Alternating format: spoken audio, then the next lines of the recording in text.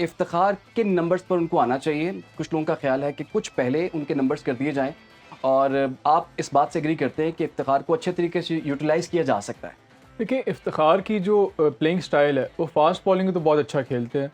Spinner के ख़िलाफ़ बाज़ औक़ात वो ससेप्टेबल होते हैं, तो स्पिनर को इतनी विकेट्स भी दे देते हैं और इतनी बेहतर हिटिंग नहीं कर सकते। तो जिस तरह की कंडीशंस हैं, तो अगर इंडिया के पास अनफॉर्चुनेटली स्पिनर्स भी काफ़ी अच्छे हैं, फास्ट बॉलर्स भी बहुत अच्छे हैं। फास्ट बॉलर उनके पास बुमराह है या सिराज है या अर्शदीप है। स्पिनर में उनके पास अक्षर पटेल है और रविंद्र जडेजा है।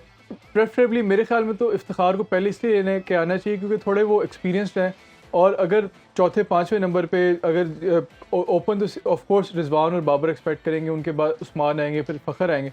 उसके बाद जो है आपको इफ्तिखार को मेरे ख्याल में लेके आना चाहिए। ठीक है, आप क्या कहते हैं? देखिए, आज प्रॉब्ली अगर मैं ऑब्वियसली इंडिया के कैंप में होता तो मुझे आई फील के रिस्ट स्पिनर जो उनके हैं कुलदीप यादव, पाकिस्तान के अगेंस्ट रिस्ट जो स्पेशली रिस्ट स्पिन है, पाकिस्तान थोड़ा ज़्यादा स्ट्रगल करता है। इफ्तिखार को शायद नॉर्मल कन्वेंशनल जो स्पिनर्स होते हैं उस पर इतनी प्रॉब्लम नहीं होती। तो I think specially for Pakistan शायद कुलदीप यादव को वो इंडक्ट करें टीम के अंदर अक्षर पटेल की जगह। लेकिन ऑब्वियसली पिछला मैच वो जीते में शायद ना भी करें। लेकिन ये है कि इफ्तिखार को ऊपर आना चाहिए थोड़ा, कि एक प्लेयर बिल्कुल ही 3 ओवर के लिए रह जाएगा तो फिर उस ना उसका आप उससे अकाउंटेबिलिटी भी उस प्लेयर की नहीं कर सकते, लाइक उसको उसकी परफॉर्मेंस को भी सही तरह जज नहीं कर सकते। तो आई फील के पिछले मैच में भी हमसे ये मिस्टेक हुई कि एक प्लेयर जो थोड़ा सा स्कोर कर भी रहा है तो उसको आप ऊपर लेके आते।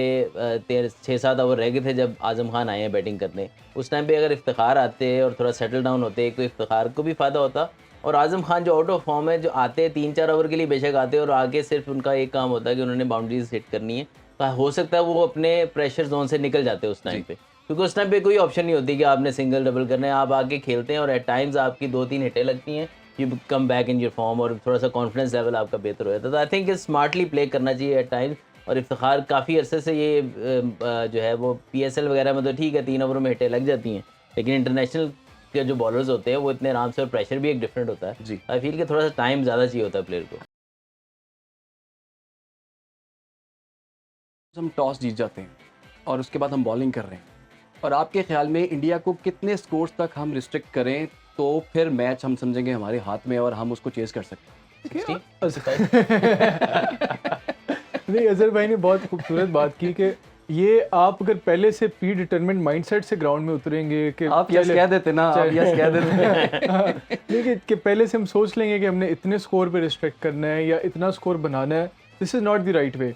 आप ग्राउंड में जाएं, ग्रे सिचुएशन को असेस करें, कंडीशंस को असेस करें, उस हिसाब से अपने टारगेट्स असेस कर। पहले टारगेट होना चाहिए कि मतलब फॉर एग्जांपल अगर पहले बॉलिंग करें तो कोशिश होनी चाहिए कि 120 टू 140 तक हमने रिस्ट्रिक्ट करना है। लेकिन हो सकता है कि पिच इस तरह के जिस तरह के पहले मैचेस में प्ले करी है ना प्ले करिए, थोड़ी बेहतर हो, तो उसमें अगर आपको लगे कि थोड़ा ज़्यादा स्कोर भी पड़ जाए, इसकी बजाय कि आप 120-140 स्कोर में रिस्ट्रिक्ट करने के बजाय आप ज़्यादा भी पड़ जाए तो कोई इतना इशू नहीं है। प्रेफरेबली कोशिश करें करना किसने है मुझे ये भी तो बताएं। आई फील कि जब आप बॉलिंग करते हैं आपको पिच जो रेपुटेशन पिच का चलता आ रहा है उस हिसाब से लाइन लेंथ आपको पता है क्या इफेक्टिव हो रही है। यहाँ पे आपके पास स्टैट्स भी होंगे, डाटा भी होगा, आप कोशिश करें उसको एग्जीक्यूट करें। फिर पिच ऑब्वियसली आपको वहाँ से पता लग जाएगा बिहेव कैसे कर रही है, और आपको 3-4 ओवर में आइडिया हो जाता है कि ये पिच कितने, बैट्समैनों को भी पता लग जाएगा और बॉलर्स को भी पता लगेगा यार ये इस पिच पे बैटिंग मुश्किल है या थोड़ी बेहतर होगी है, ये पिच थोड़ी सी पिछले मैचेस से डिफरेंट लग रही है।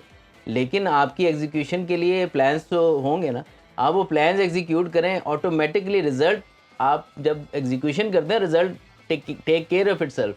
ये नहीं हो सकता कि आप आएँ और बस सोचें कि ये होएगा और वो हो जाएगा, वो नहीं होगा। आपकी सोच अलग होती है, आपकी एग्जीक्यूशन एक अलग चीज़ होती है। जो आपने प्लान्स बनाए उसको एग्जीक्यूट करें, ऑटोमेटिकली पिच अपना जो उसने रोल प्ले करना है वो प्ले करेगी। आप ये ना करें कि आप ओवर अटैक करने जाएँ और उसमें आपको रन्स पड़े, जिस तरह पिछले मैच में भी हुए कि हमने फॉर नो रीज़न उनको बाउंड्रीज दी, फुल टॉसेस कराए। पिच जिसकी बात कर रहे हैं हम कि USA में पिच, इवन डैलस का पिच भी बहुत बैटिंग नहीं है, बेहतर है थोड़ा सा इससे। लेकिन आप पिच को यूज़ तो करें, पिच पे बॉल पिच होगा तो कुछ करेगा ना इधर उधर। Exactly. तो आप जब फुल या फुल टॉस करेंगे या बहुत फुल बॉल करेंगे तो उसको बॉल को हिलने का मौका ही नहीं मिलेगा। तो आई फील कि लेंथ्स और लाइंस बहुत ज़्यादा काउंट होती हैं इस तरह की पिच पे। ओवर एक्साइटेड होने की ज़रूरत नहीं है, आप अपने प्लान्स को हिट करेंगे, ऑटोमेटिक पिच जो है वो अपना रोल प्ले करेगा और बैट्समैन उसी में विकेट्स देंगे।